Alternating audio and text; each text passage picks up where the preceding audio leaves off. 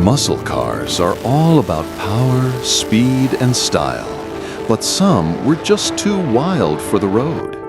These 9 gems were banned, crushed, or hidden away because they broke rules, scared regulators, or were simply too much for anyone to handle. Fast, furious, and forbidden, these cars didn't just make history, they defied it. Click the subscribe button. This is the channel where you will find rare and incredible facts about cars. Number 9. We're about to talk about one of the rarest, wildest, meanest Mopars ever to snarl down Main Street, the 1971 Plymouth Hemi Cuda convertible. Now this, my friends, wasn't just a car. It was a straight-up middle finger to subtlety. It was like showing up to a church picnic with a flamethrower. So picture it, 1971. The muscle car wars were still raging. Dodge and Plymouth were throwing Hemis around like candy at a parade. And every car magazine was drooling over horsepower numbers. But then, bam, Uncle Sam and the insurance companies came in like hall monitors at a keg party. Suddenly, emissions rules tightened, fuel economy started mattering, and insurance agents were charging more to insure a Hemi than most folks paid for their house. And who got caught in the crossfire? That's right, the poor old Hemi Cuda convertible. Now let's get one thing straight.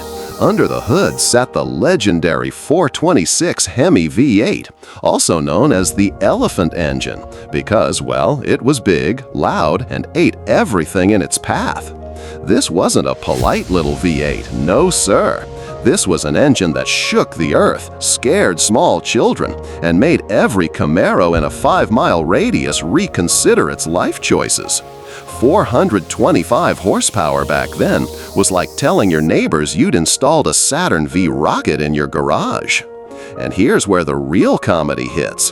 While this beast could roast tires until kingdom come, the timing couldn't have been worse.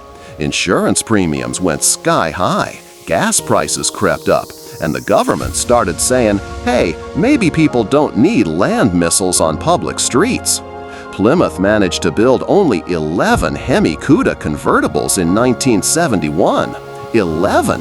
That's rarer than a polite teenager or a politician who doesn't text during dinner. Styling-wise, the thing looked like pure attitude. That shaker hood scoop popping up through the hood like a volcano ready to blow.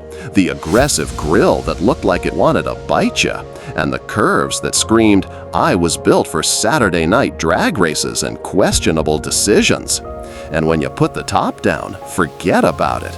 You weren't just driving, you were flexing on the entire town. But here's the kicker. The car didn't flop because it was bad. Nope. It flopped because the world wasn't ready for it anymore. It wasn't banned by the government like some outlawed machine. It was banned by the market itself. Nobody wanted to pay insane insurance bills or deal with a gas bill that rivaled the national debt. So the Hemi Cuda convertible went from showroom oddity to legendary unicorn. Today, these things are holy grails. One pops up at auction and suddenly millionaires start throwing money like it's Monopoly night gone wrong. We're talking prices north of $3, $4, even $6 million for one of these cars. Yeah, that's right. The car nobody wanted in '71 is now worth more than most folks' houses stacked on top of each other. So, what's the moral of the story? Sometimes the wildest machines don't get killed off by bad design or poor engineering. Nope. Sometimes they're too gnarly for their own good, and the boring grown-ups of the world shut the party down. The 1971 Hemi Cuda convertible was like the last outlaw walking out of Dodge, a legend nobody appreciated until it was gone. And if you're lucky enough to see one today, don't just take a picture, take a knee. You're staring at one of the rarest, loudest, most glorious oops we built it too good cars in American history. Number 8. The 1964 Ford Thunderbolt, a car so wild, so nasty, so unfair, it basically got itself kicked out of class for being too dang good. Now picture the scene. It's 1964. The Beatles are just hitting American shores, muscle cars are still in their diapers, and drag racing is the hottest thing since Mom's apple pie. The big three, Ford, GM, and Chrysler, are throwing down like heavyweights in a smoky boxing ring. But Ford came strapped with brass knuckles and a 427 cubic inch haymaker called the High Riser. And what did they do with it? They stuffed it into a Fairlane, but not just any Fairlane. Nope. Ford's Special Experimental Vehicles Department, which sounds like a mad scientist's garage, hand-built about 100 of these suckers and named it the Thunderbolt. This thing wasn't meant to be practical. Heck, it wasn't even meant to be street-driven by normal humans. It was born with one purpose: to obliterate everything on the drag strip. Let's talk specs. Under that fiberglass hood sat the 427 High Riser V8, a race-bred monster making somewhere between 425 to 500 horsepower, depending on how honest the Ford guys were feeling that day. And that wasn't gentleman horsepower. No, this was the kind of horsepower that snapped necks, broke rear axles, and made GTO owners weep into their milkshakes. The Thunderbolt wasn't just powerful, it was stripped bare. Forget luxuries, forget radios, forget heaters. Heck, even the sun visors got yanked. You didn't need a heater. The engine heat would bake your kneecaps just fine. Instead, you got plexiglass windows, aluminum bumpers, and bucket seats that felt like lawn chairs. It was all about weight savings, baby. The lighter the car, the quicker the launch. And brother, this thing launched like it was trying to escape Earth's orbit. So here's where the comedy kicks in.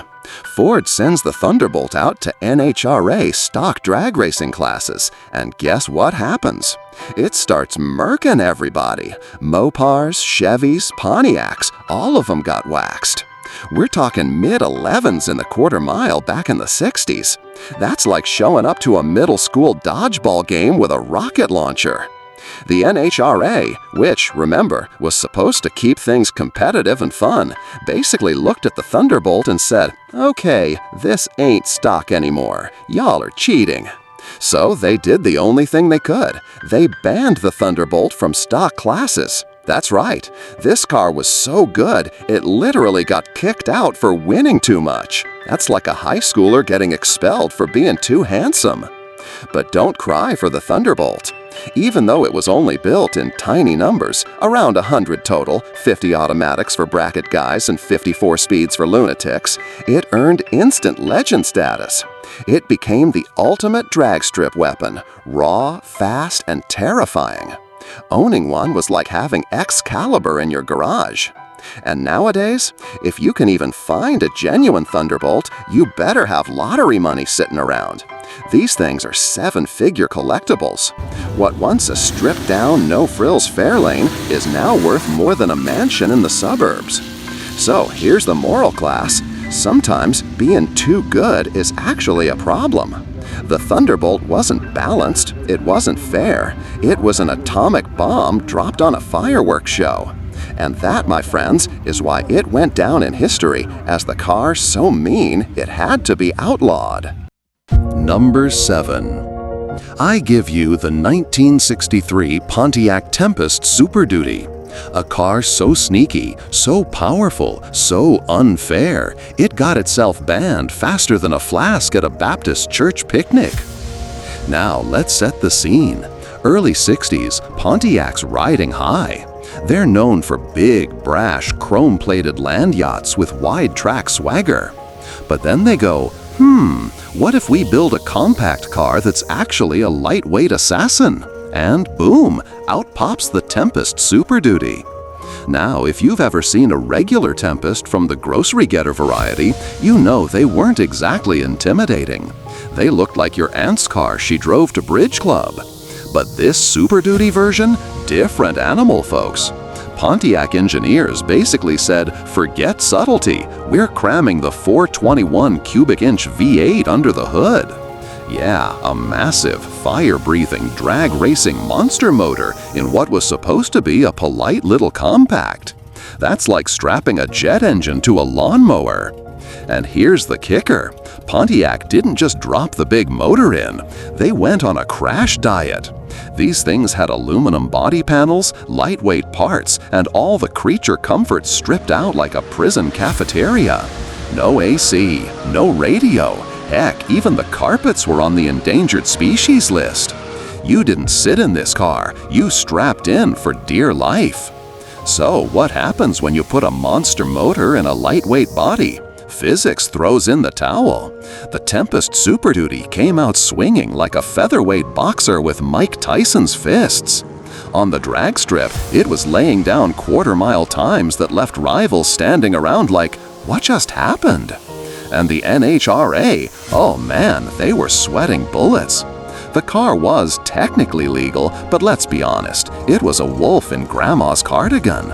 It was tearing through the competition so mercilessly that the NHRA had to step in and say, all right, Pontiac, that's enough. Y'all are breaking the game. You're done here. Boom. Banned. Now here's the funny part. Pontiac only built a handful, somewhere around 6 to 12 depending on which historian you believe, because these cars were rarer than hen's teeth. That means when the NHRA kicked them out, most people never even saw one run in person. But those who did, they still talk about it like old-timers reminiscing about their first kiss. Today, the Tempest Super Duty is a unicorn on 4 wheels. If one ever pops up for auction, it sells for the kind of money that make Warren Buffett adjust his glasses. And why? Because this wasn't just a car. It was Pontiac flipping the bird to physics, the NHRA, and anybody dumb enough to line up next to it. So what's the moral here, kids? Simple. If you're too good, too fast, too dominant, sometimes the only way the world can stop you is by changing the rules. And that's exactly what happened to the 1963 Pontiac Tempest Super Duty, the car that was so dang good, it got voted off the island. Number 6. I give you the 1968 Chevrolet Camaro Z28 with the cross ram intake. A car that basically said, subtlety? Never heard of her. Now let's paint the picture. The Camaro had just landed in '67, GM's counterpunch to the Ford Mustang. And while Chevy was selling Camaros by the boatload to your average Joe who wanted mag wheels and a V8 rumble, there was a small, caffeinated group of gearheads inside GM who said, nah, we ain't just making pretty cars, we're going racing. Enter the Z28. The Z28 already came with a high-revving 302 cubic inch small block. This was a little engine with a Napoleon complex. It screamed to 7,000 RPM and loved every second of it. But Chevy engineers, being the mad scientists they were, decided that wasn't enough. Nope. They had to bolt on something called the cross-ram intake manifold. A setup so wild it looked like something Doc Brown from Back to the Future would have cooked up in his garage. Here's the deal. Instead of one carburetor sitting on top of the motor like normal, the cross-ram slapped on 2 big Holley 4-barrels mounted sideways like dueling pistols. It wasn't just an intake, it was a dare. Air and fuel came rushing in like Black Friday shoppers, slamming into that 302 and making it sing like a rock band cranked up to 11. On the track? Oh buddy, the cross-ram was a weapon. It gave the Z28 extra lungs, letting it breathe deep and pull hard at high RPMs. In the Trans Am Racing Series, where Camaro squared up with Mustangs, Javelins, and even the odd Barracuda, this setup was a game changer. The Cross Ram basically said, "You thought I was fast before? Hold my beer." But here's the rub. This thing was a nightmare on the street. At low RPM, the Cross Ram was about as polite as a drunk uncle at Thanksgiving. It coughed, it stumbled, it guzzled fuel like a frat boy at a kegger. and it made parallel parking sound like an Olympic sport. Chevy dealers would install it if you begged hard enough, but most buyers realized real quick that it was like trying to tame a wild Mustang with dental floss. The sanctioning bodies weren't too thrilled either. The SCCA and Trans Am guys looked at the Cross Ram and went, "Hold on a minute, this is too spicy. We need to put some guardrails on this thing." Restrictions started creeping in because, let's face it, Chevy had found the cheat code. Today, the Cross Ram Z28 is a legend. It's the kind of car you see at an auction and whisper, "That's the one." Collectors drool over the rare intake setup like it's automotive contraband. Because it wasn't just about speed. It was about Chevy giving the middle finger to both the Mustang and common sense. So, what's the takeaway here, class? Simple. Sometimes the wildest ideas don't belong on Main Street, but they sure as heck deserve their place on the drag strip and in history books. The 1968 Camaro Z28 Cross Ram wasn't built to cruising to Dairy Queen. It was built to scream down straights, shred Mustangs, and terrify anyone who thought they could daily drive it. Number 5.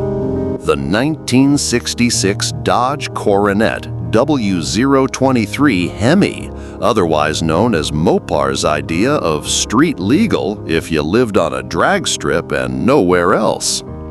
Now, let's set the scene. Mid-1960s America. The muscle car wars are heating up like a pot of chili left on the stove too long. Ford's got Mustangs, GM's got Camaros and GTOs. But Dodge?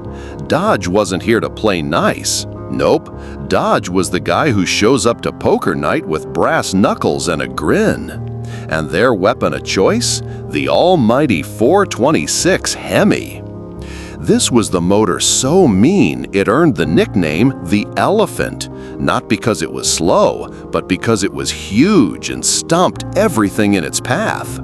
In NASCAR, it was already embarrassing rivals, and in drag racing, it was basically a nuke with spark plugs. But here's the catch.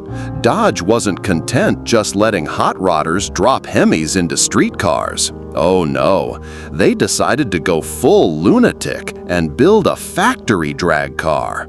Enter the 1966 Dodge Coronet W023. Now, when I say factory drag car, don't think of a dealer lot special with air conditioning and a radio. Nah, this thing was stripped down harder than a rental car returned on a Monday morning. No heater, no sound deadening, no carpet.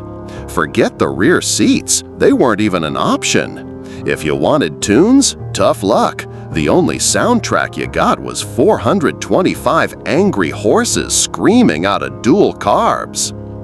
The body panels? Thin steel. The glass? Some of it was plastic. Dodge basically said, if it doesn't make the car faster, chuck it in the dumpster. These things weighed less than your uncle's fishing boat, and with that big ol' Hemi up front, they were rocket ships disguised as family sedans. Now, technically, Dodge couldn't just sell you one of these from a regular dealership. The government would have laughed them out of the room. So they created this loophole. They built just enough to homologate for racing, about 55 of them, and sold them under the table to drag racers who promised not to use them for grocery runs. The paperwork basically said, not street legal, don't even try it, officer. And boy, did these cars dominate. You roll one of these W023s up to the strip, and Mustangs, Chevelles, and Fairlanes started packing their bags early. With slicks on the back, they were running quarter miles in the 11s back in 1966. That's still fast today, never mind 60 years ago. It wasn't so much racing as it was Dodge showing up with a bazooka to a snowball fight. Of course, the NHRA eventually had to step in and start throwing rule books at Dodge, because, let's be honest, the W023 was a little too good. It was the classic, "we built this car to win, not to play fair" situation. So what's the moral of the story, class? Well, the 1966 Dodge Coronet W023 Hemi wasn't a car you bought to commute. It was a car you bought if you hated your neighbors and loved winning trophies. It was Mopar at its most unhinged, a time when engineers cared less about emissions and safety and more about making sure you hit warp speed by the 60-foot mark. Put simply, the W023 wasn't just a car. It was Dodge's way of saying, if you ain't first, you're lunch meat. Number 4. The 1969 Ford Torino Talladega. Now, picture it, late 1960s. NASCAR wasn't just stock car racing, it was the Cold War on wheels. Dodge and Plymouth were cooking up wild aero monsters like the Charger Daytona and the Superbird, turning oval tracks into jet runways. And Ford? Well, Ford wasn't about to sit back and let the Mopar boys flex their wind tunnel muscles without a fight. Nope. They rolled up their sleeves, lit a cigarette, and said, "All right, watch this." Enter the Torino Talladega. Named after the brand spanking new Talladega Superspeedway, this wasn't your average Torino with a fancy badge. Ford's engineers took one look at the regular Torino's blunt nose and thought, looks like a brick. And bricks aren't exactly aerodynamic, unless your plan is to demolish drywall at 30 miles per hour.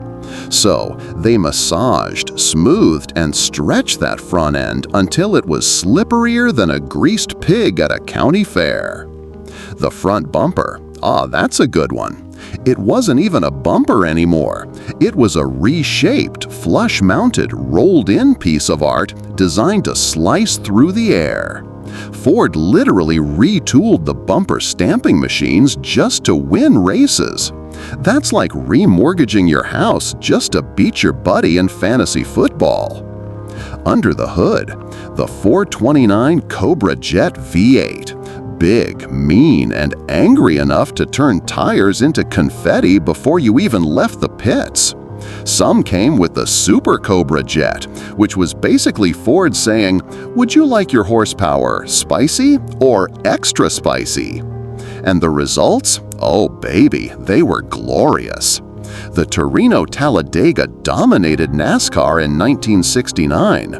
David Pearson, the Silver Fox, was out there making Mopars cry uncle lap after lap. Ford won 26 out of 54 races that year. That's not competition, folks, that's bullying. But here's where the Talladega gets legendary. NASCAR took one look at Ford's aero game and said, "All right, you're getting too clever. Stop it." Yep, the rulebook was rewritten. Aero wars were toned down, and just like that, the Talladega was outlawed from getting even crazier. It was the classic story of being so good at your job that your boss bans you from working. And as for the street versions, yeah, Ford had to sell just enough to keep NASCAR happy. About 750 cars were built, and they were basically wolves in wolf clothing, mild compared to the race cars, but still packing enough grunt and style to make your neighbor jealous. Plus, they had that slick front end that looked like it was always about to whisper, "You're about to lose, buddy." So, what's the takeaway here? The 1969 Ford Torino Talladega was Ford's mic drop moment in NASCAR. A car so slippery, so sneaky, and so successful that NASCAR had to write new laws just to contain it.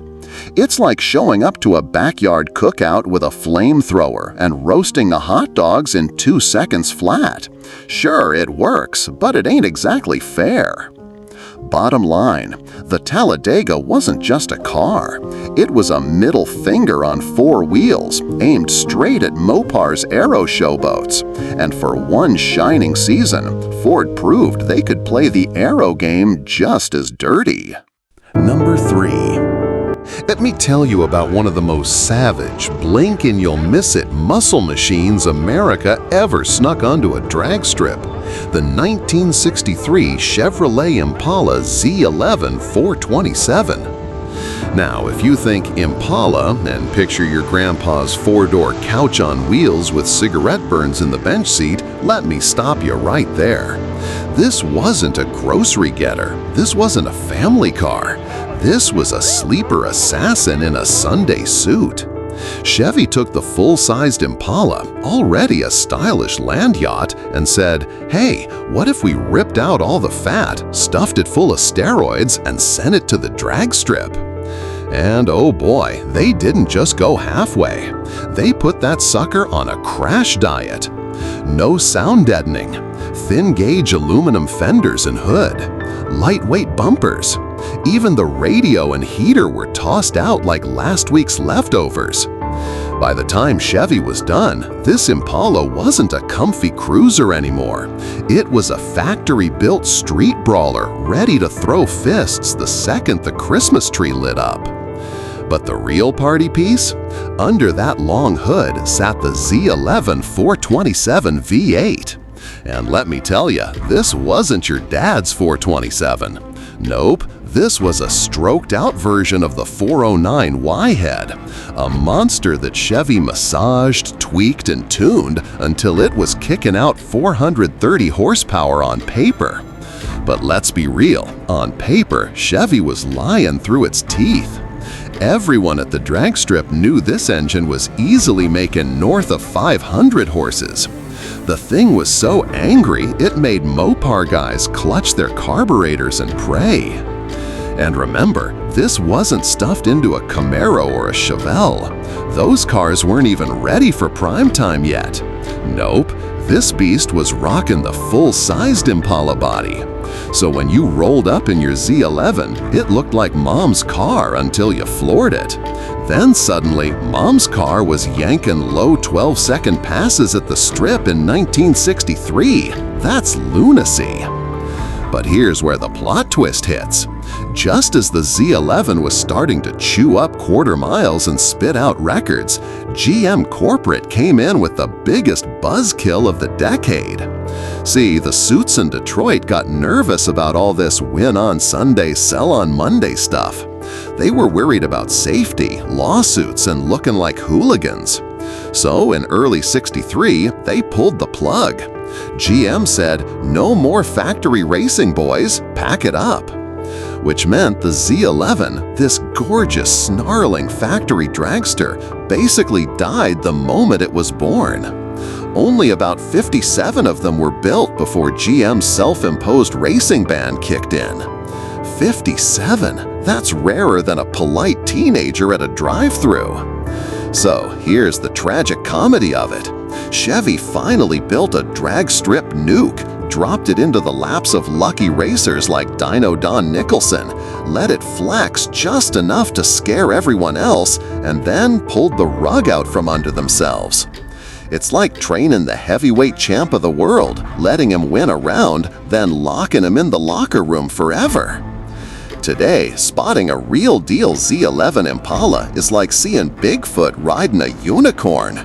They're out there, tucked away in collections, worth 7 figures easy, and they still make Mopar and Ford guys grind their teeth. So, what's the lesson here? The 1963 Chevrolet Impala Z11 427 wasn't just a car.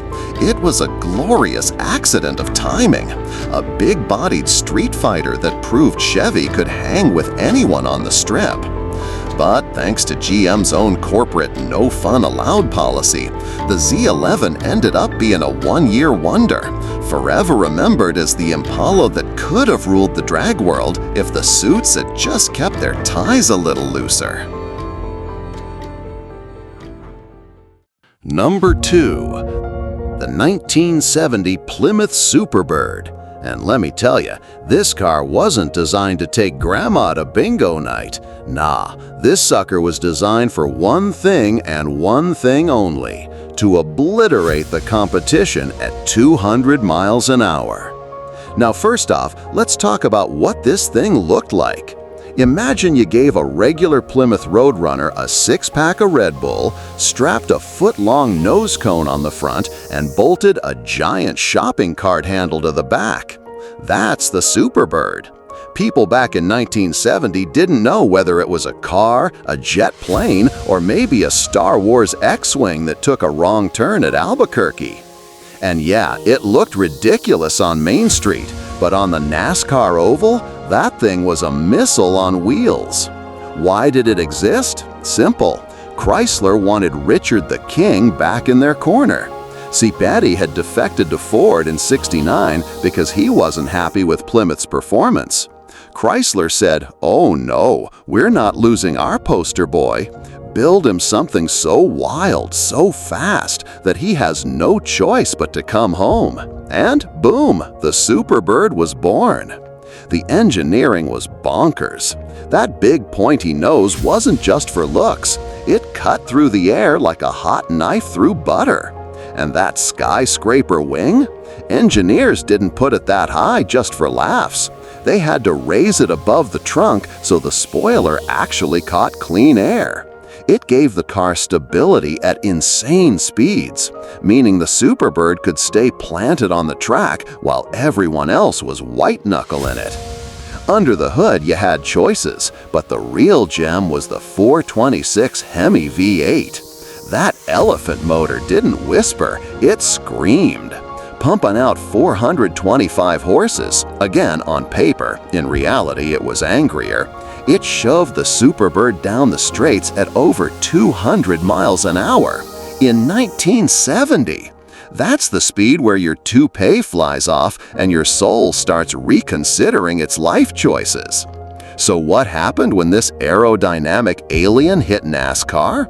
It annihilated everything. Drivers in Chevys, Fords, and even other Mopars were like, "Bruh, this ain't fair." Richard Petty racked up wins like they were coupons for free burgers, and the rest of the field was left eating Superbird dust. But here's the kicker. NASCAR looked at the numbers and said, okay, time out. Y'all are cheating, but with science. They decided cars like the Superbird and its evil twin, the Dodge Daytona, were just too good.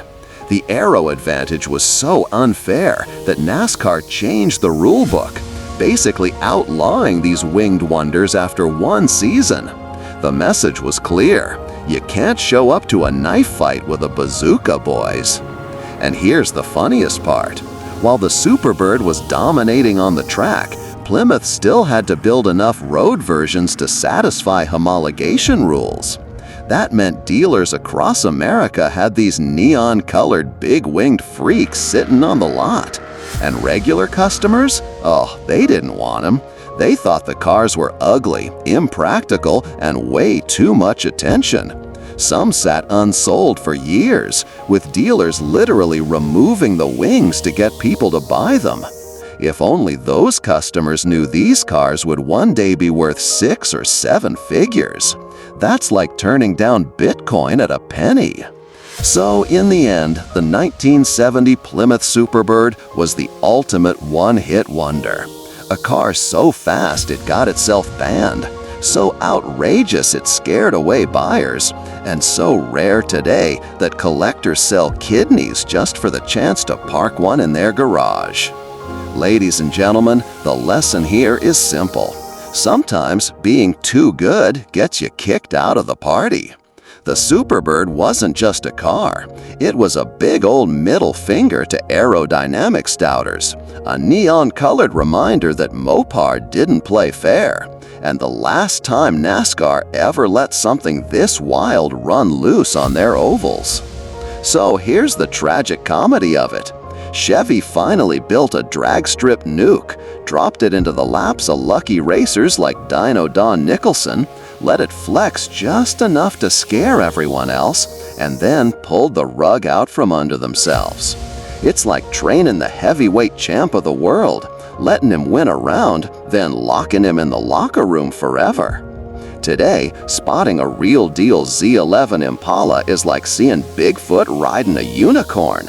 They're out there, tucked away in collections, worth 7 figures easy, and they still make Mopar and Ford guys grind their teeth. So what's the lesson here? The 1963 Chevrolet Impala Z11 427 wasn't just a car. It was a glorious accident of timing, a big-bodied street fighter that proved Chevy could hang with anyone on the strip. But thanks to GM's own corporate no fun allowed policy, the Z11 ended up being a one-year wonder, forever remembered as the Impala that could have ruled the drag world if the suits had just kept their ties a little looser. Number 1. The 1969 Dodge Charger Daytona, the car that made NASCAR drivers everywhere cry into their steering wheels and NASCAR officials reconsider their life choices. Yeah, this thing was that good. First off, let's talk looks. Imagine a Dodge Charger, already a mean-looking muscle car, had a growth spurt, took some Red Bull, and got a nose cone so long it could poke your eye out. Then slap on a giant rear wing higher than your Aunt Mabel's Christmas tree, and boom, the Daytona was born. People back in 1969 didn't know whether to drive it, fly it, or just use it to scare crows off the cornfield. But this wasn't just a looker. This car meant business. Under the hood, you had the monstrous 426 Hemi V8 or the 440 Magnum. Engines that didn't whisper, they screamed, farted, and roasted tires at will. With 425 horsepower, paper rating. In reality, it felt like 600. This car could hit over 200 miles per hour on the oval and stay planted thanks to that massive spoiler in the back. Engineers weren't just putting wings on it for style. They knew physics, baby. And that wing kept the Daytona glued to the track like chewing gum on hot asphalt.